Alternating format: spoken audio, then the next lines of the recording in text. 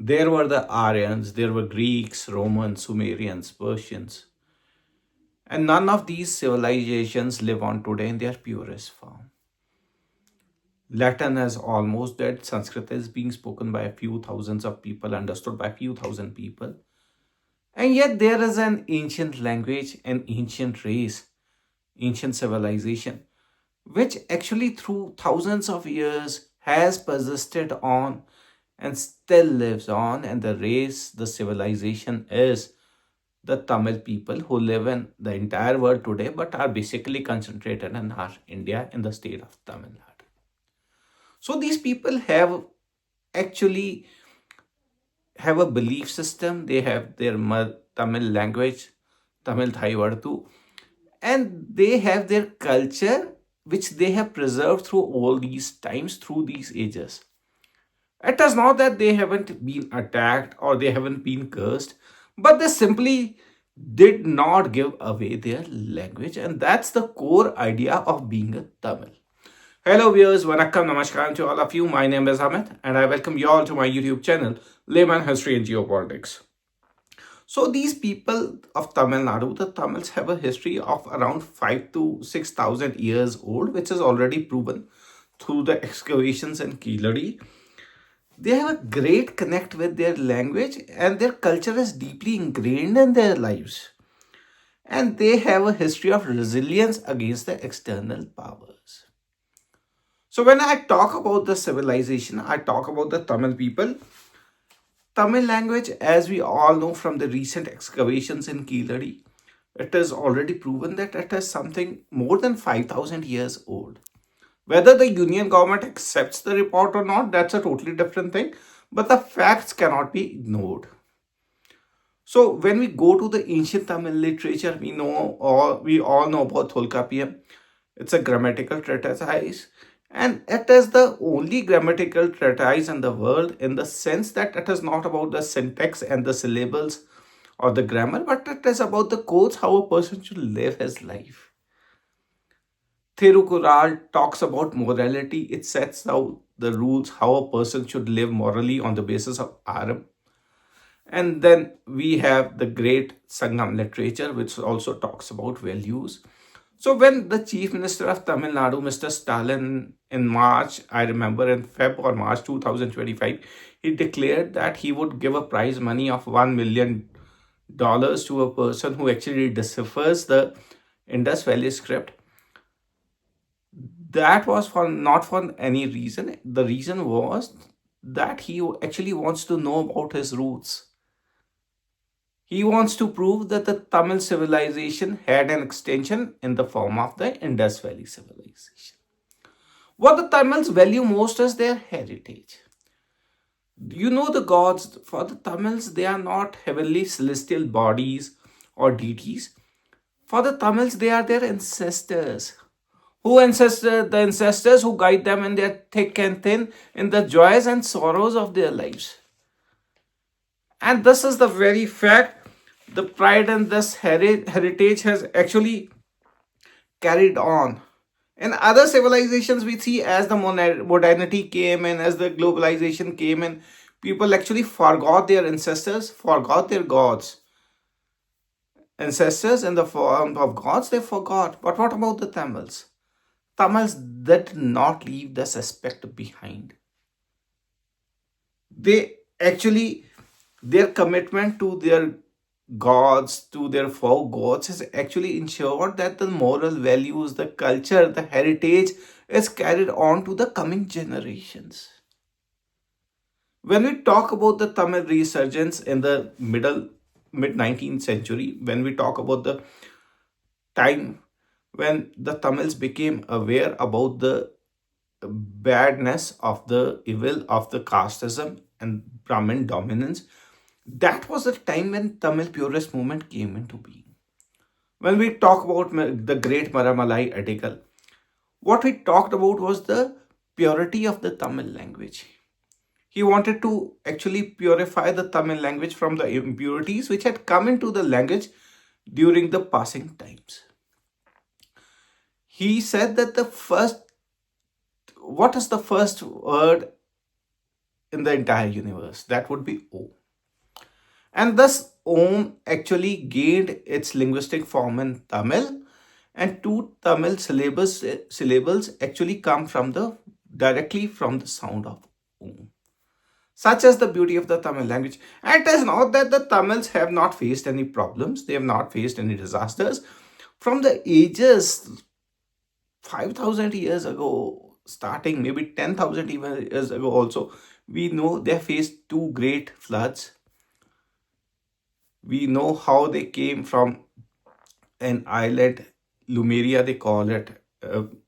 In Tamil, that's a different name. So they came, they have faced devastations, they faced attacks. In the Tamil lands, they faced the reign of the Kalachuris, Kalabharas, I think.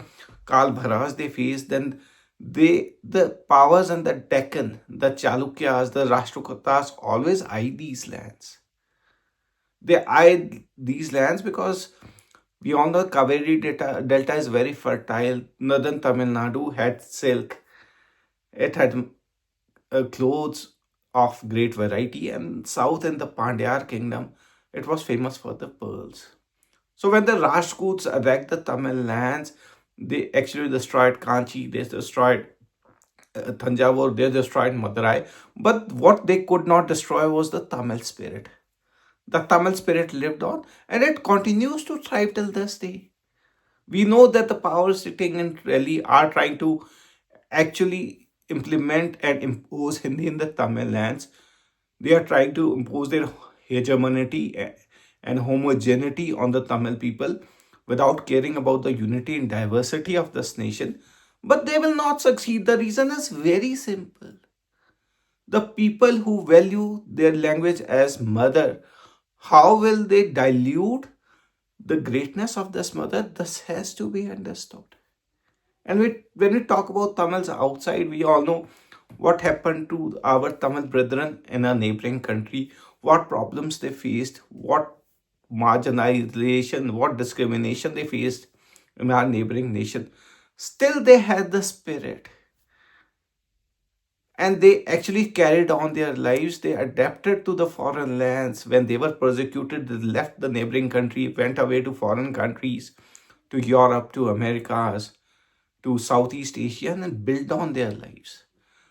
Today, Tamil diaspora is more than 70 million people, staggering 70 million people. And they are thriving. They are thriving in Southeast Asia. They are thriving in Reunion Islands. They are thriving in Mauritius, South Africa, Europe, in North America, South Africa. They are thriving. And when we talk about the values of the Tamil people, what sets them apart is their tolerance and their morality. Recently, we saw when Thirukkural issue came up, what a party coming from the north tried to do. It tried to divide the Tamil people on the basis of religion. They were fools. They couldn't understand that for the Tamil people, religion is a secondary thing. The most important thing is the Tamil identity for which a Tamil can live on and die for. So you could be coming from different regions in Tamil Nadu. You could be coming from Nadu. You will be coming from Tandai Nadu, from the Cholar Naidu or the Kongu Naidu or the Pandya Nadu. But at the end of the day, when it is an attack on your identity, you are one. Your religion, your caste affiliations don't count at that time. What count matters is the Tamil identity. And Tamils excel everywhere. This has to be understood. You say that the Tamils are educated.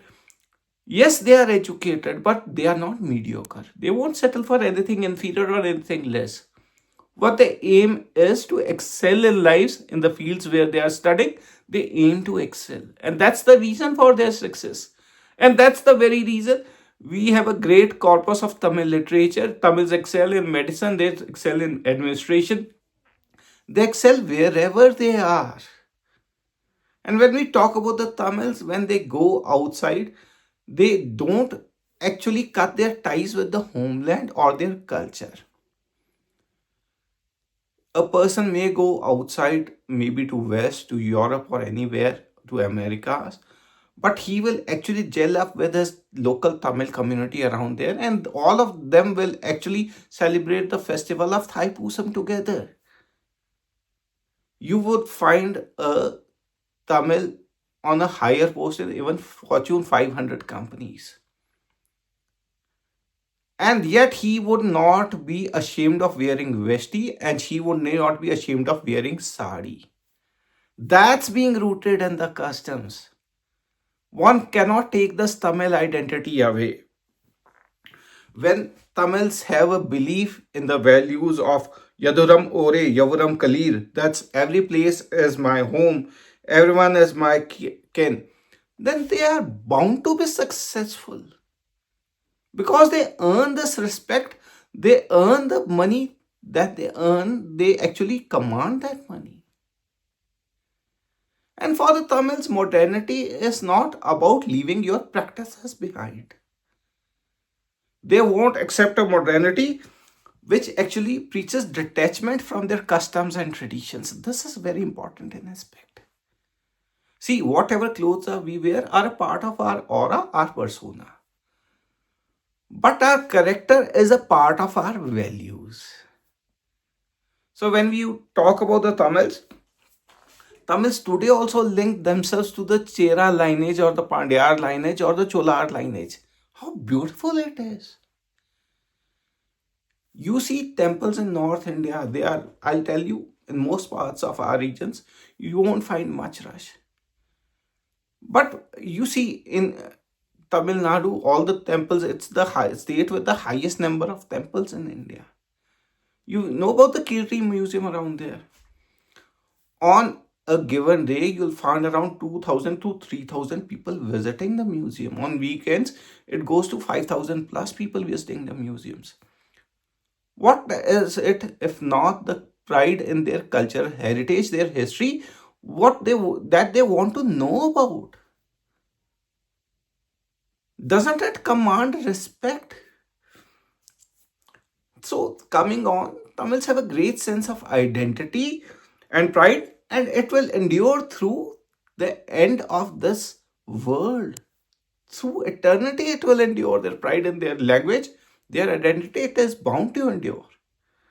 And they are fiercely protective of their language, their culture, and they will preserve it and they will celebrate it because it is a part of their soul.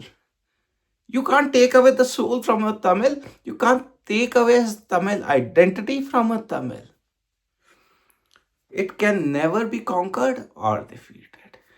So friends, this was all from me. I hope you liked my video, and if you did, kindly like, subscribe and share my YouTube channel Layman History and Geopolitics.